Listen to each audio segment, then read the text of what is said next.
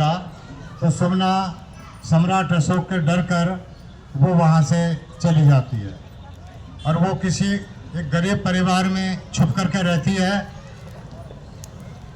तो ऐसा बताते हैं कि जब उसका बच्चा होने का टाइम पूरा हुआ तो उस टाइम वो एक बट वृक्ष के नीचे थी। तो उस टाइम बट वृक्ष को न्यू ग्रोथ के नाम से जानते थे। तो उन्होंने उस बच्चे को उस बट वृक्ष के नीचे पैदा किया। तो उस बच्चे का नाम न्यू ग्रोथ ही रखा गया, न्यू ग्रोथ कुमार।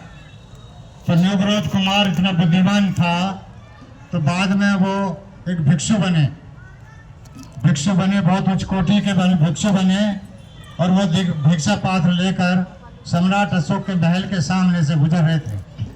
सम्राट अशोक बहुत परेशान थे। सम्राट अशोक की दृष्टि उस भिक्षु पर पड़ जाती है और सम्राट अशोक उनको बुला लेते हैं। तो वो अपने सिंहासन के पास बैठे थे। तो सम्राट अशोक बोले कि महाराज, ये भिक्षु जो भी उन्होंने कहा कि आप मेरे शासन पर विराज होइए, मेरे कुर्सी पर आप बैठिए। तो वो एक भिक्षु होते हुए वो बड़े परेशान हुए कि मैं इनके शासन इस पर मतलब उनकी चेयर पर कैसे बैठूं। लेकिन वो उठे, उनके कंधे पकड़े और उनको उस पर बिठाया।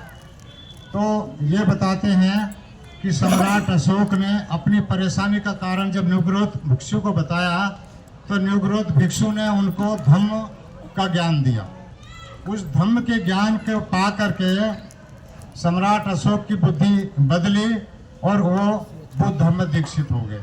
उसी दिन से उन्होंने बुद्ध धर्म को अपना लिया और उसके बाद उन्होंने मोगलीपुत्र जो थे वो बहुत बड़े भिक्षु थे, उनको उन्होंने अपना गुरु बनाया और उसके बाद उन्होंने अपना ये सारा कारवा आगे बढ़ाया।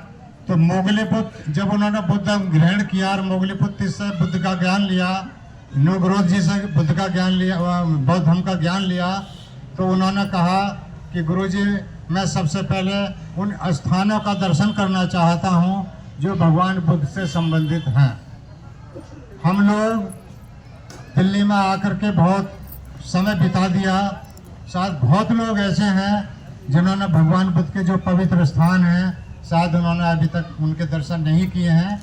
तो मैं सभी से आग्रह करूंगा कि जिन लोगों ने दर्शन के लिए बहुत अच्छी बात है और जिन्होंने दर्शन नहीं किए हैं वे भी अपना टाइम निकाल कर उन स्थानों का दर्शन करें। तो जब भगवान सम्राट अशोक ने बुद्ध धर्म को ग्रहण किया तो उन्होंने सबसे पहले अपनी फैमिली के साथ उन स्थानों का भ्रमण किया और वो सबसे पहले लुम्बिनी बन गए। भगवान बुद्ध के 4 स्थान ऐसे हैं जो बहुत ज़्यादा पवित्र मानते हैं। एक वो जगह जहाँ उनका जन्म हुआ, एक वो जगह जहाँ उनको ज्ञान की प्राप्ति हुई, तीसरी जगह